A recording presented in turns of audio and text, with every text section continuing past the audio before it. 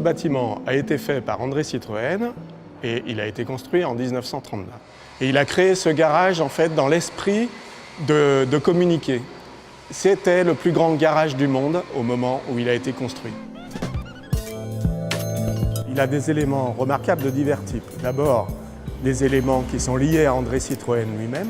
Donc c'est un témoin quand même de l'aventure Citroën. Ce qu'il a de remarquable aussi, c'est que c'est le temple de l'automobile, avec ces rampes que vous voyez. Ensuite, il y a le fait que ce bâtiment est entièrement en béton. Et à l'époque, à Lyon, c'est quand même un des premiers. Et il a été fait dans un caractère complètement industriel. Et donc, on a des serrureries tout à fait exceptionnelles. Donc, on exploite la technique automobile au profit du bâtiment.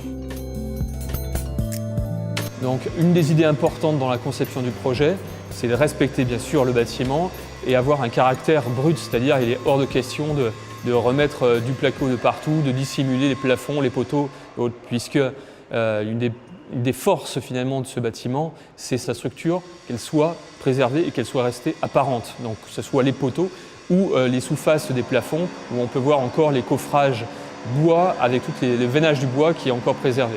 Donc l'idée dans l'aménagement de ces bureaux est de créer des volumétries qui se détachent de cette structure, qui se détachent des plafonds, finalement pour avoir un concept boîte dans la boîte, quoi. Le bâtiment est très profond, 52 mètres d'épaisseur, donc forcément une question sur amener de la lumière naturelle au sein même du bâtiment. Nous nous sommes appuyés sur les patios existants qui faisaient 7 mètres par 7 mètres, que l'on a élargi dans son épaisseur afin d'avoir une gradation de la lumière naturelle, afin qu'elle puisse accéder au plus profond du bâtiment et ainsi finalement d'arriver dans le nouveau bâtiment, d'avoir finalement des bureaux éclairés en premier jour sur la plupart des espaces. Une des forces bien sûr du projet également, c'est les rampes. Les rampes qui sont un élément structurant et très identifiant pour le bâtiment, puisque l'impact de ces rampes se traduit également en façade côté rue Bechevelin. C'est des rampes qui parcourent finalement les 2/3 du périmètre du bâtiment, ce qui est conséquent.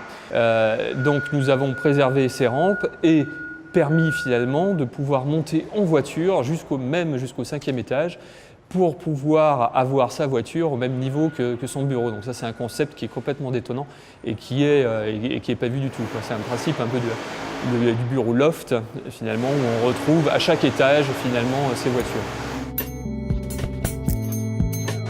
Une des forces de cette construction, bon, quand on la voit de l'extérieur, on devrait se dire tiens, c'est quelque chose qui est assez répétitif. On a un empilement de niveaux avec des hauteurs. Bon, finalement, il n'y a pas d'étage courant dans ce bâtiment. Il y a des choses finalement qui sont très différentes d'un étage à l'autre, avec des hauteurs libres complètement différentes. Le fait que la rampe vienne se greffer à des endroits différents à chaque étage est aussi intéressant. Le fait aussi que les 2 derniers niveaux soient en gradinage, c'est-à-dire qu'il y a des retraits successifs sur les 2 derniers niveaux. Donc on a aussi des épaisseurs différentes. Donc finalement, c'est un bâtiment passionnant, avec la lumière très généreuse et finalement qui n'a rien de répétitif, quoi.